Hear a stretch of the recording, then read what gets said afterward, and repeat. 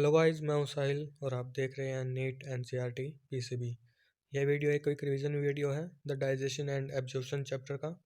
इसमें मैंने दो हाइलाइटर का यूज़ किया है, येलो और ब्लू। येलो से मैंने उन चीज़ों को हाईलाइट किया जो पिछले 10 सालों में नीट में पूछी गई हैं, और ब्लू से मैंने उन चीज़ों को हाईलाइट किया जो पूछी जा सकती हैं। तो यहाँ पर ऑर्गन ऑफ कोर्टाई के लिए स्टडी की थी अल्फोंसो कोर्टाई ने, तो उनके लिए पैराग्राफ दे रखा है। तो उन्होंने कोर्टाई ने स्टडी की थी ऑर्गन ऑफ कोर्टाई को, जो कि साउंड वाइब्रेशन को नर्व इम्पल्स में चेंज करता है और हमें सुनने में मदद करता है।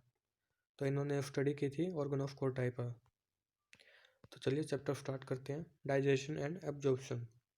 तो मेजर कंपोनेंट क्या होते हैं फूड के? कार्बोहाइड्रेट, प्रोटीन और फैट। तो ध्यान रखिएगा, डाइजेशन क्या होता है? प्रोसेस होती है कन्वर्सेशन ऑफ कॉम्प्लेक्स फूड को सिंपल एब्जॉर्बेबल फॉर्म में कन्वर्ट करने की, उसे हम डाइजेशन बोलते हैं।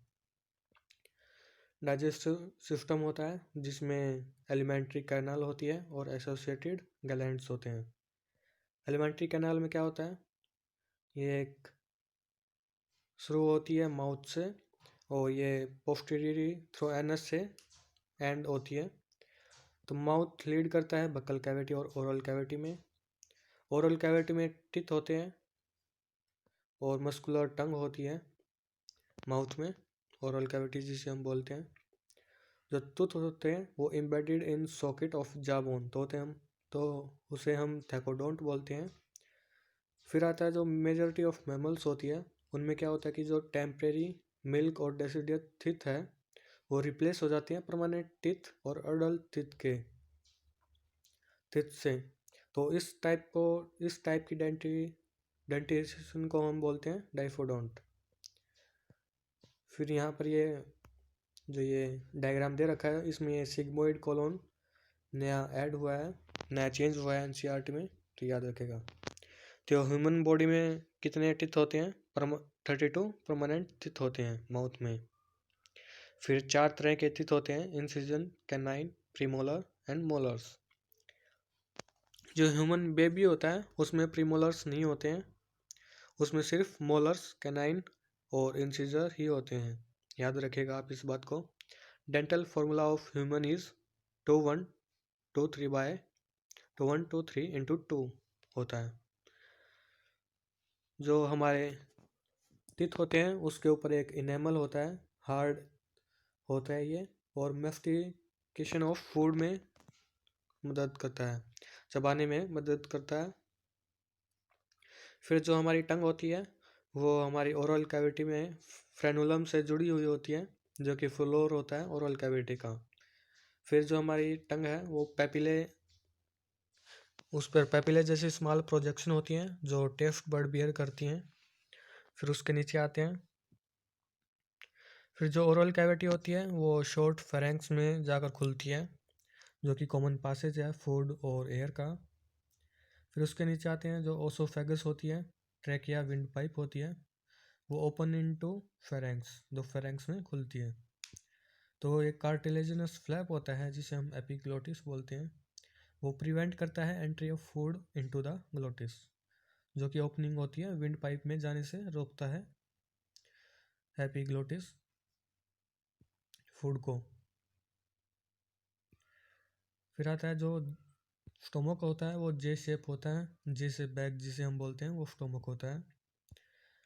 इसमें एक मस्कुलर स्पिंटर होता है गैस्ट्रो ओसोफेगल, जो कि रेगुलेट करता है ओपनिंग ऑफ ओसोफेगस को स्टोमक में। जो स्टोमक होता है वो लोकेटेड होता है upper left portion of abdominal cavity में। इसके 4 पार्ट होते हैं, कार्डियक, फंडिक, बॉडी और पाइलोरिक। स्टोमक के बॉडी जो है वो नया रीजन है, ये ऐड किया गया है एनसीईआरटी में, ध्यान दीजिएगा आप इस पर। जो डुडेनम होता है वो सी शेप्ड होता है। फिर उसके बाद होता है डुडेनम के बाद जेजुनम, जो कि कोइल्ड पोर्शन होता है मिडल। फिर उसके बाद हाईली कोइल्ड होता है इलियम। ये 3 पार्ट हैं स्मॉल इंटेस्टाइन के, याद रखिएगा। फिर केसिकम होता है लार्ज इंटेस्टाइन में, is a small blind sac which host some symbiotic microorganism. A narrow finger-like tubular projection, the vermiform appendix. तो वर्मीफोर अपेंडिक्स क्या होती है? एक फिंगर लाइक ट्यूबुलर प्रोजेक्शन होती है जहाँ पर माइक्रो ऑर्गेनिज्म होते हैं, होस्ट करते हैं हमारे ह्यूमन बॉडी को। तो याद रखिएगा वर्मीफॉर्म अपेंडिक्स, ये एक वेस्टिजियल ऑर्गन होता है। फिर ये सिग्मोइड कोलोन लार्ज इंटेस्टाइन में ऐड किया गया है NIE/NCERT में, याद रखिएगा आप। फिर जो हमारी एलिमेंट्री कैनाल होती है उसकी 4 लेयर होती हैं, सिरोसा, मस्कुलरिस, सबमुकोसा एंड मुकोसा। ये चारों आपको याद करनी है। जो सिरोसा होती है वो मेसोथीलियम से बनी होती है, जिसे हम एपिथेलियम ऑफ विस्करल ऑर्गन भी बोलते हैं। फिर जो सेकंड लेयर है मस्कुलरिस, ये स्मूथ मसल्स से बनी होती है। फिर होता है नेक्स्ट है सबमुकोसल लेयर, ये है लूज कनेक्टिव टिश्यू से बनी होती है, याद रखिएगा। फिर जो इनर मोस्ट लेयर होती है वो स्मॉल फिंगर लाइक फोल्डिंग, जिसे हम विली बोलते हैं, वो बनाती है स्मॉल इंटेस्टाइन में। फिर ये डायग्राम दे रखा है एलिमेंट्री कैनाल का, आउटर मोस्ट लेयर सिरोसा, और यहाँ पर आपने मस्कुलरिस में इनर सर्कुलर और आउटर लॉन्गिट्यूडिनल भी याद करना है, कौन कौन सी मसल्स होती हैं। फिर जो विली होता है उसका एक उसके अंदर नेटवर्क ऑफ कैपिलरी होता है, जिसे large number of lymph vessel होती हैं, उसे हम लैक्टल बोलते हैं विली के अंदर। फिर होता है mucosal epithelium has goblet cell, goblet cell होते हैं जो कि मक्कस सिक्रेट करते हैं और ल्यूब्रिकेशन का काम करते हैं एलिमेंट्री कैनाल में। फिर क्रिप्ट होते हैं जिन्हें हम इंटेस्टाइन के अंदर, जिन्हें हम क्रिप्ट ऑफ लेबरकॉन बोलते हैं। फिर आते हैं डाइजेस्टिव ग्लैंड्स, तो सलाइवरी ग्लैंड होते हैं और लीवर और पैनक्रियाज, ये 3 सलाइवरी ग्लैंड है हमारे, डाइजेस्टिव ग्लैंड होते हैं।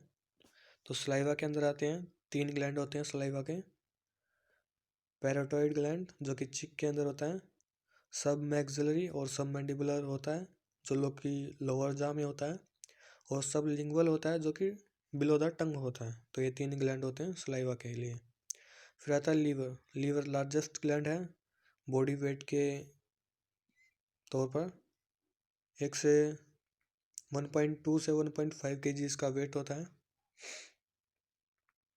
लीवर के अंदर जो हेपेटिक ग्लोब्यूल्स होते हैं वो स्ट्रक्चर और फंक्शनल यूनिट होते हैं लीवर की, और ये कंटेन करते हैं हेपेटिक सेल्स को। और जो हेपेटिक ग्लोब्यूल्स होते हैं वो कवर होते हैं थिन कनेक्टिव टिश्यू से, जिसे हम ग्लिसन्स कैप्सूल बोलते हैं। और जो हेपेटिक सेल्स होती हैं हेपेटिक ग्लोब्यूल्स में, वो बाइल सिक्रेट करता है।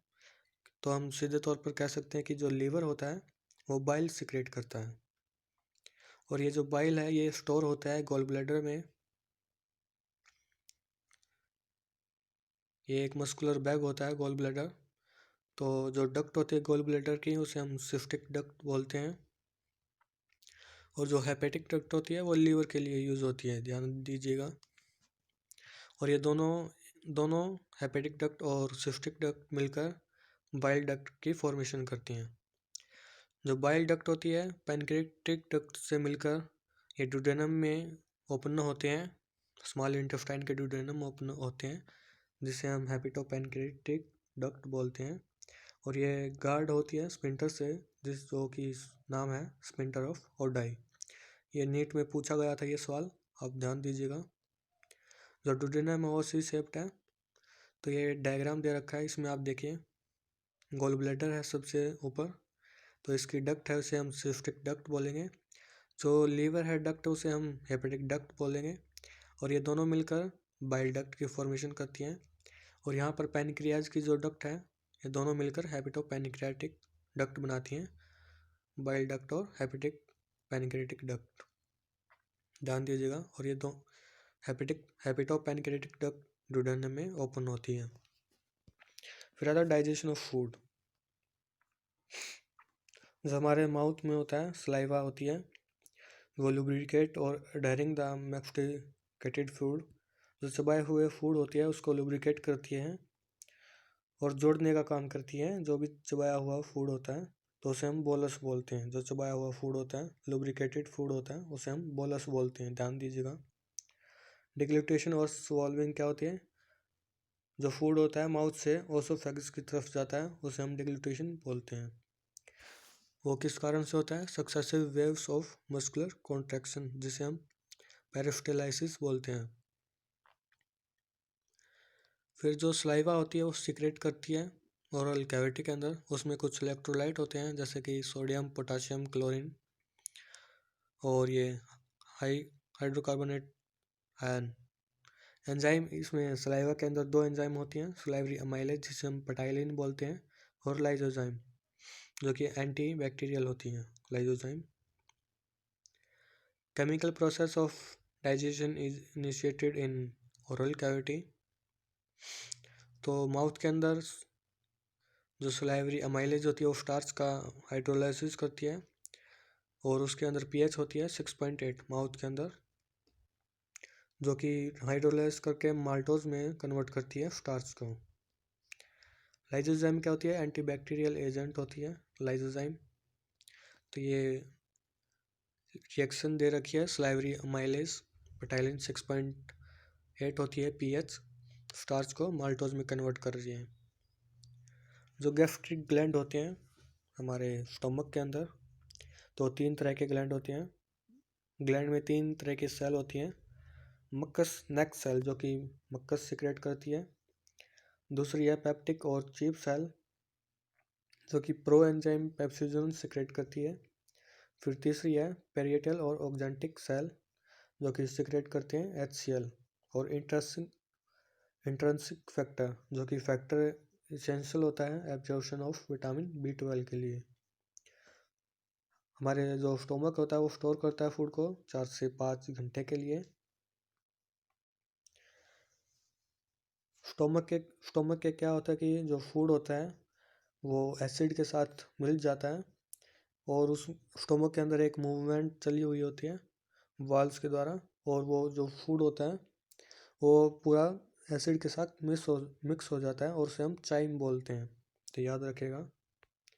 जो प्रो एंजाइम होती है पेप्सिनोजन, वो हाइड्रोक्लोरिक एसिड HCl के कांटेक्ट में आकर पेप्सिन में कन्वर्ट हो जाती है, और जो पेप्सिन होती है वो कन्वर्ट करती है प्रोटीन को प्रोटिएजेस और पेप्टोन्स में, जिसे हम पेप्टाइड बोलते हैं। स्टोमक के अंदर जो मक्कस और बाइकार्बोनेट आयंस होते हैं वो मुकस एपिथेलियम को प्रोटेक्ट करते हैं हाई एसिड से, HCl होता है जो, और हाई पीएच से भी प्रोटेक्ट करते हैं। 1.8 पीएच हो जाती है स्टोमक के अंदर। और ये जो स्टोमक होता है वो रेनिन भी सिक्रेट करता है इन्फेंट में, हेल्प करता है डाइजेशन ऑफ मिल्क प्रोटीन में रेनिन, याद रखिएगा, और स्मॉल अमाउंट ऑफ लाइपेज भी। फिर आता है pancreatic juice and bile are secret release through hepatopancreatic duct. Pancreatic juice के अंदर कौन कौन सी एंजाइम होती है? Trypsinogen, chymotrypsinogen, procarboxypeptidase, amylase, lipase और न्यूक्लियस। जो ट्राइप्सिजोन होती है वो ट्राइप्सिन के अंदर कन्वर्ट हो जाती है एंट्रोकाइनेज की वजह से, जो कि सीक्रेट होती है इंटेस्टाइनल मुकोसा से, याद रखेगा, ये नीट में पूछा गया था। फिर जो बाइल पिगमेंट होते हैं बिलीरुबिन और बिलीवर्डिन, बाइल साल्ट, कोलेस्ट्रॉल और फॉस्फोलिपिड, ये बाइल में होते हैं जो कि लीवर से सिक्रेटेड होते हैं। इसके अंदर कोई भी एंजाइम नहीं होता है, ये याद रखेगा। जो बाइल है वो हेल्प करता है इमल्सिफिकेशन ऑफ फैट में, फैट को तोड़ने में मदद करता है बाइल। फिर है गोबलेट सेल जो कि सिक्रेट करते हैं मकस, इंटेस्टाइन के अंदर होते हैं, स्मॉल इंटेस्टाइन के अंदर। जो इंटेस्टाइनल जूस होता है उसे हम सकस इंट्रिकस बोलते हैं, नीट में पूछा गया है ये। और एंजाइम होते हैं सकस इंट्रिकस में डाइसैकेराइडेज जैसे कि माल्टेज हो गया, डाइपेप्टाइडेज, लाइपेज और न्यूक्लियोसाइडेज, याद रखिएगा। इंटेस्टाइन के अंदर जो पीएच होती है वो अल्कलाइन होती है, 7.8 पीएच होती है। फिर आता है जो सब मुकोसल ग्लैंड होता है, बर्नर ग्लैंड, ये भी प्रोटेक्ट करता है इंटेस्टाइन को। फिर नीचे ये रिएक्शन दे रखी है, break down of complex protein to small protein, याद रखेगा ये प्रोटीन के लिए है। इसमें 3 एंजाइम होती हैं, ट्रैप्सिन, काइमोट्रैप्सिन और कार्बोक्सी पेप्टाइडेज। ये 3 एंजाइम कर मदद करती हैं प्रोटीन को डाइपेप्टाइड में। पॉलीसैकेराइड जैसे कि स्टार्च हो गया, अमाइलेज एंजाइम होती है, डाइसैकेराइड में कन्वर्ट करती है। लाइपेज एंजाइम फैट को डाइग्लाइसराइड और मोनोग्लाइसराइड में चेंज करती है। न्यूक्लियस एंजाइम न्यूक्लिक एसिड को न्यूक्लियोटाइड्स और न्यूक्लियोसाइडेज में कन्वर्ट करती है। डाइपेप्टाइडेज एंजाइम डाइपेप्टाइड्स को अमीनो एसिड में।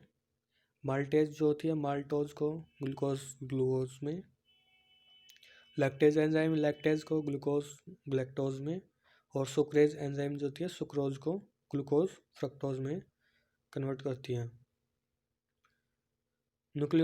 न्यूक्लियोटाइडेज एंजाइम होती है जो न्यूक्लियोटाइड्स को न्यूक्लियोसाइडेज में। न्यूक्लियोसाइडेज एंजाइम जो होती है न्यूक्लियोसाइड्स को शुगर और बेस में कन्वर्ट करती है। लाइपेज एंजाइम डाई और मोनोग्लाइसराइड्स को फैटी एसिड और ग्लाइसरॉल में कन्वर्ट करती है। तो आपको ये सारी रिएक्शन याद करनी है, इम्पोर्टेंट ही है। जो स्मॉल सब्सटेंस जो बने हैं डाइजेशन के दौरान वो एब्जॉर्ब कहाँ होते हैं, जेजुनम और इलियम रीजन होता है जो स्मॉल इंटेस्टाइन का, वहाँ पर ये एब्जॉर्ब होते हैं, याद रखिएगा। लार्ज इंटेस्टाइन भी एब्जॉर्ब करती है जैसे कि वाटर को, मिनरल को और सर्टेन ड्रग्स को। फिर जो सेकंड है सिक्रेशन ऑफ मक्कस सिक्रेट करती है लार्ज इंटेस्टाइन, जो कि हेल्प करती है adhering the waste undigested particle together and lubricate it for easy Passage.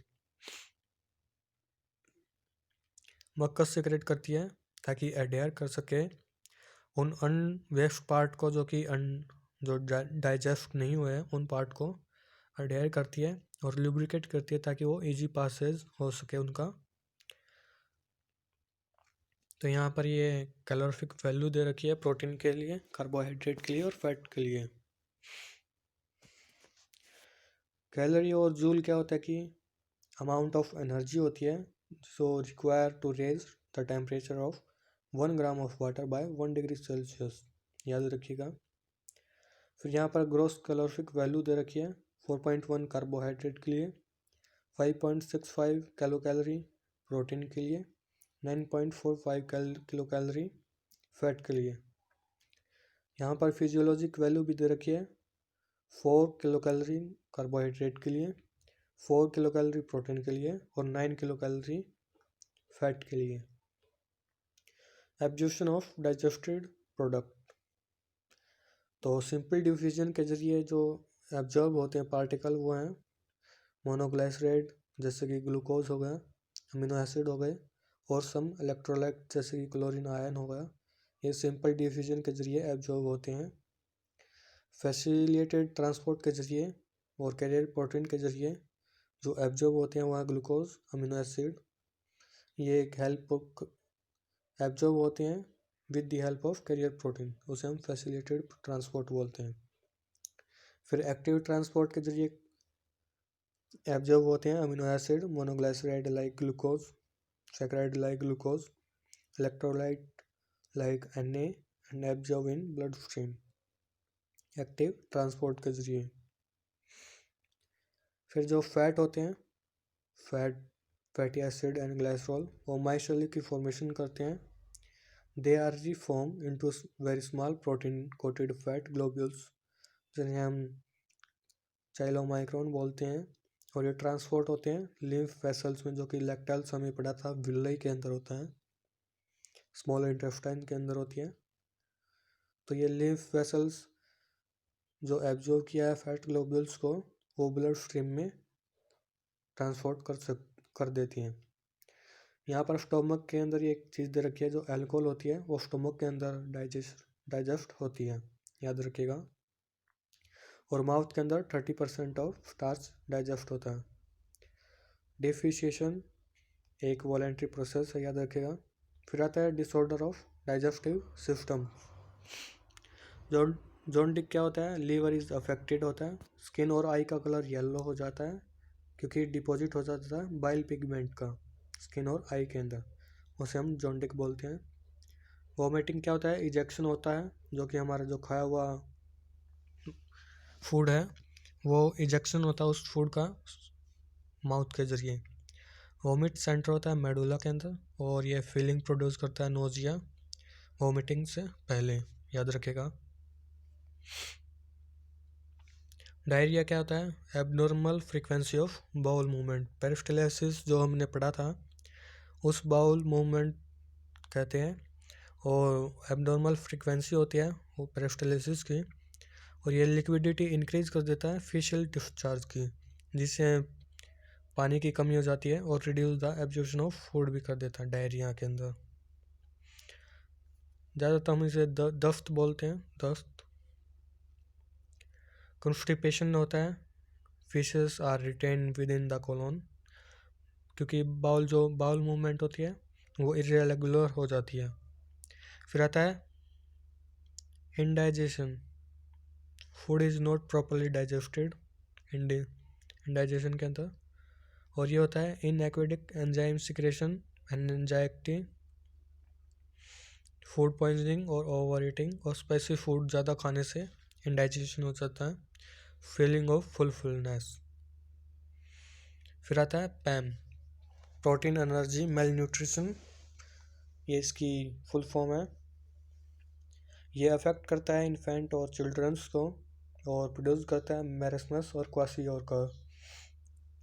मैरस्मस क्या होता है? ये 1 साल से कम उम्र के बच्चों में होती है मैरस्मस, और क्वाशियोरकर 1 साल से बड़े बच्चों में क्वाशियोरकर। मैरस्मस क्या होता है? इसमें कैलोरी और प्रोटीन दोनों की डिफिशियंसी होती है। अगर मदर मिल्क को रिप्लेस करते हैं थ्रू अर्ली अदर फूड्स को,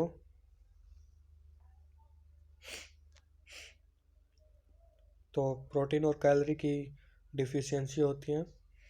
मैरस्मस के अंदर जो प्रोटीन डिफिशियंसी होती है वो इम्पेयर करती है ग्रोथ को, और जो extreme emaciation of body and thinning of limbs, limb को पतला कर देती है। Skin became dry and thin and wrinkle, skin dry हो जाती है, पतली हो जाती है और खुरदरी हो जाती है।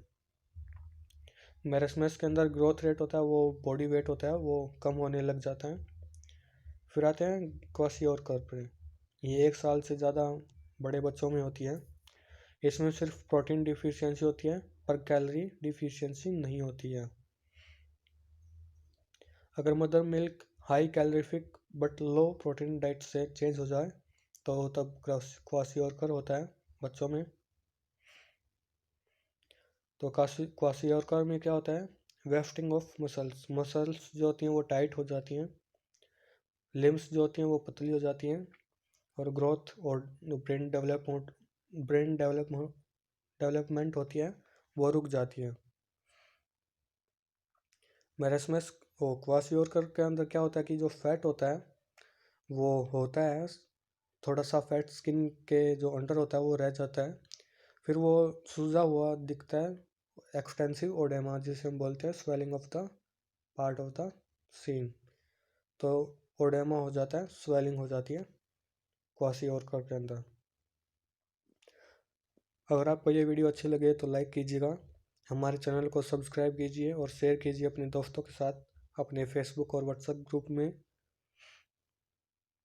आप हमें फॉलो भी कर सकते हैं फेसबुक और इंस्टाग्राम पर, हमें गूगल भी कर सकते हैं आप, नीट एनसीईआरटी पीसीबी।